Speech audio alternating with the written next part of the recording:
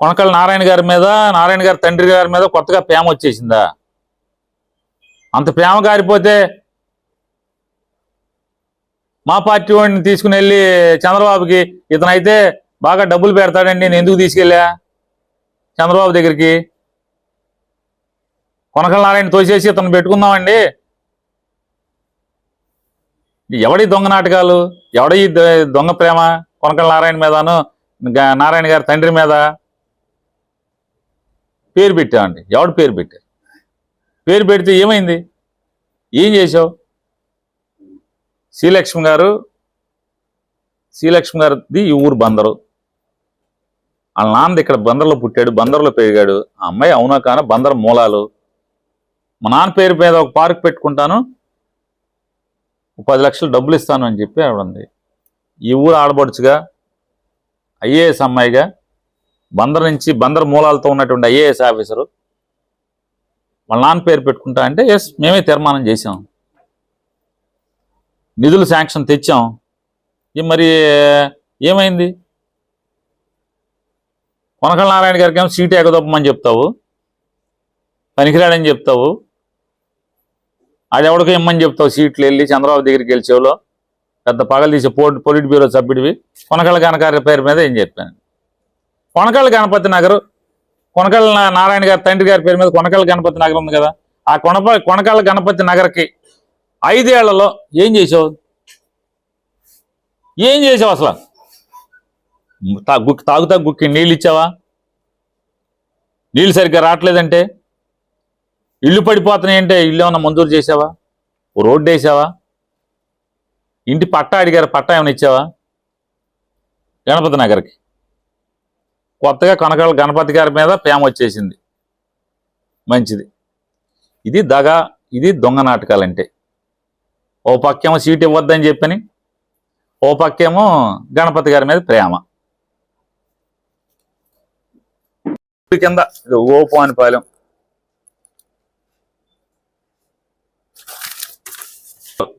తౌసిపూడిలో 239 ఎకరాలు, ఇంకోటి తౌసిపూడిలో 7 ఎకరాలు 32 సెంట్లు ఒకటి, మంగినిపూడిలో 386 ఎకరాలు,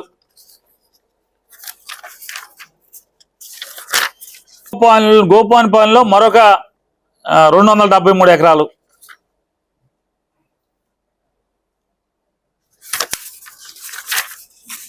చిలకలపూడి రెవెన్యూలో బరిల్ గ్రౌండ్ చూసుకోండి, చిలకలపూడి రెవెన్యూలో బరిల్ గ్రౌండ్ 156/4C రెవెన్యూలో బరిల్ గ్రౌండ్. పోతేపల్లిలో 4 ఎకరాలు చిల్లర, ఇంకో 3 ఎకరాలు చిల్లర. బందర్ రూరల్ అంటే ఈస్ట్ వెస్ట్లో 295 ఎకరాలు.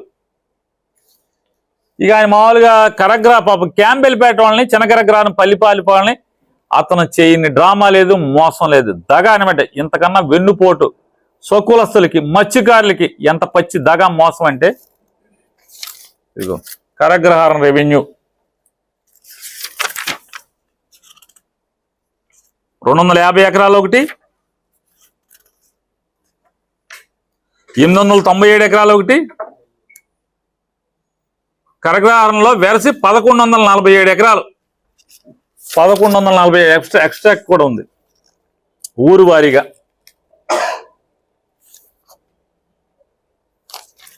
ఇది మొత్తం జీవో ఇచ్చి 43 హ్యాండ్ ఓవర్ చేసేశారు. ఇదిగో తహసీల్దార్ నారదముని, కొల్లు రవీంద్ర, మిమ్మల్ని ఏమన్నారో తెలియదు, 4.5 సంవత్సరాలు ఇక్కడ ఉన్నాడు నారదముని అని చెప్పని. ఆ నారదమునితో హ్యాండ్ ఓవర్ చేయించారు. తహసీల్దార్ నారదముని సంతకం, పోర్ట్ ఆఫీసర్ సంతకం. ఆయన ఇచ్చాడు, ఈయన పుచ్చేసుకున్నాడు మొత్తం ఈ ఊళ్ళో ల్యాండ్లన్నీ కూడా. ఈయనంట రేపు వచ్చి పట్టాలు ఇస్తాడంట. ఎవరిది మోసం, ఎవడి దగ, ఎవడ దొంగ నాటకాలు, ఎవడై చెప్పు ఇప్పుడు అసలు ఇదేంటిది? ఇది దొంగ నాటకాలు. ఇంకా నాటకాలు చూపిస్తాను. మీతో తెచ్చారాయి హ్యాండింగ్ ఓవర్, ఇది కూడా అంతే సంతకాలు. తహసీల్దార్ నారదముని 2018 ఈ శ్రీనివాసరావు అనుకుంటా. అనురాధ ఆర్ఐ, యాకూబ్ ఆర్ఐ, ఈయన శ్రీనివాసరావు అనుకుంటా. 2018. ఇదిగోండి ఈ ఊళ్ళు చూడండి.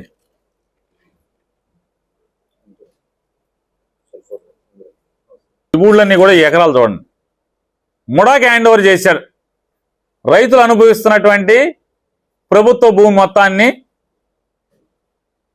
ఈ పనోడంట ఇప్పుడు పట్టాలు పంచి పెడతా అంటారు ఇప్పుడు ఓట్లు వేస్తే. అరిసేపల్లి 43 ఎకరాలు, బందర్ వెస్ట్ ఈస్ట్ 1335 ఎకరాలు, బొరపోతిపాలెం 15 ఎకరాలు, బుద్దాలపాలెం 48 ఎకరాలు, చిలకలపూడి 35 ఎకరాలు, గోకారం 21 ఎకరాలు, గోపానిపాలెం అదొక 200 చిల్లర 400 చిల్లర ఎకరాలు, గుండుపాలెం 10 ఎకరాలు, హుసేన్పాలెం 4 ఎకరాలు, కరగ్రహారం 1100 ఎకరాలు, కోన 1 1041. ఇదిగో చూడండి 1041 ఎకరాలు కోన 1లో. కోన 2లో 973 ఎకరాలు.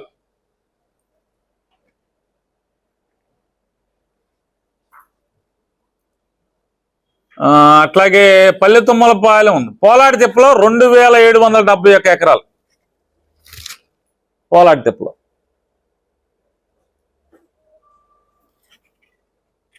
ముడా వైస్ చైర్మన్ గారు సంతకం పెట్టాడు, హ్యాండ్ ఓవర్ చేసుకున్నాడు.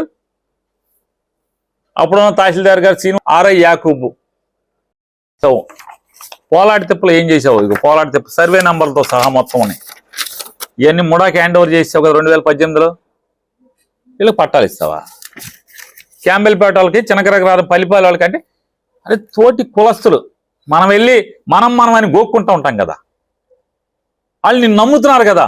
అరే మన గంగపుత్రుడు రా అని చెప్పని నమ్ముతున్నారు కదా. నువ్వు పని చేసినా పని చేయకపోయినా నిన్ను నమ్ముతున్నారు కదా. ఏంటి వాళ్ళని ఏం చెప్పావు? 5 ఏళ్ళు వెళ్తాం మాట మాటకి. నన్ను నమ్మండి నేను న్యాయం చేస్తా. వాళ్ళని ఊరిచ్చావు. మిమ్మల్ని తీసుకెళ్ళి బందర్లో కడతానన్నావు. 5 సెంట్ల స్థలం ఇస్తా అన్నావు. 10 లక్షలు పెట్టి డాబా కడతా అన్నావు. ఏమైంది? వాళ్ళు అక్కడే ఉన్నారు కదా. ఇవాళ నీ ఈ పాపాలన్నీ కూడా ఇవాళ పట్టాలు ఇవ్వటానికి అడ్డంకి అవుతున్నాయి. సస్తనం తలకిందలు అవుతున్నాం, తిరుగుతున్నాం, పిల్లి మొగ్గలు వేస్తున్నాం. ఎంత కష్టపడాలో అంత కష్టపడి చేస్తున్నాం. ఈ భూములన్నీ కూడా నువ్వు తాళాలు వేసి సెట్ పెడితే ఎన్ని తిప్పలు పడుతున్నావు. ఆర్డీఓ పాపం కొత్త అమ్మాయి, ఫస్ట్ పోస్టింగ్. ఆ అమ్మాయిని బెదిరిస్తావు. పొలాలు ఎట్టా ఇస్తావు? కోర్టుకి వేస్తాను. పొలాలు పట్టాలు ఎట్టా ఇస్తావు? కోర్టుకి వేస్తాను. ఆయన చెప్తాడు ఏంటంట, బలవంతపు భూసేకరణ చట్టం ప్రకారం అంట. నా కర్మ. గవర్నమెంట్ భూమి పట్టాలు వెనక్కి తీసుకోవడం అంటే అన్యాక్రాంతమైన భూమిని వెనక్కి తీసుకోవటం కానీ, ఆ వెనక్కి తీసుకున్నటువంటి అన్యాక్రాంతమైనటువంటి వెనక్కి తీసుకున్నటువంటి భూమిని అర్హత గల పేదవాడికి పట్టా ఇవ్వటం కానీ ఇచ్చేటువంటి వెసులుబాటు చట్టం అసైన్మెంట్ చట్టం అంటారు దాన్ని. అసైన్మెంట్ చట్టం ప్రకారమే బందర్ తహసీల్దారు, బందర్ విఆర్ఓలు, Bandar RDO, Bandar joint collector, Krishna జిల్లా జాయింట్ కలెక్టర్, కృష్ణా జిల్లా కలెక్టర్ పని చేస్తున్నారు. పట్టాలు ఇవ్వటానికి శ్రమిస్తున్నారు. సబ్ డివిజన్ రికార్డుతో సహా తయారు చేసే ప్రయత్నం చేస్తున్నారు. మొత్తం నోటీసులు అంతా కూడా ఇచ్చారు. దీనికి ధనుంజయ రెడ్డి, ఆరెడ్డి ఎవడు భయపెట్టాల్సిన అవసరం ఏంటి? చట్టం మేరకు, చట్టంలో ఉన్న వెసులుబాటు మేరకు ప్రభుత్వం ప్రజలకు చేయాల్సినటువంటి పని చేసే ప్రయత్నం యంత్రాంగం చేస్తుంటే బెదిరించే సిగ్గుమాలిన తనం ఎవడది? సిగ్గులేని తనం ఎవడది? పేదవాళ్ళకి, సాటి కులస్తులకి ఎవడొకటి కాపాడే ఎమ్మెల్యే అయితే మన కులానికి పనిచేస్తున్నాడని చెప్పి నువ్వు గర్వపడాల్సింది పోయి, తృప్తి పడాల్సింది పోయి, ఆ కులంలో పుట్టినా నేను చేయలేకపోయినా వాళ్ళకి ద్రోహం చేశాను, ఫోన్లే ఆడన్నా వచ్చి న్యాయం చేస్తానని చెప్పి సంతోషపడాల్సింది పోయి, నేను మా కుటుంబం దొంగ నాటకాలు వేస్తారా? మా కుటుంబం గురించి ఏలెత్తి చూపించే అర్హత అసలు ఉందా నీకు?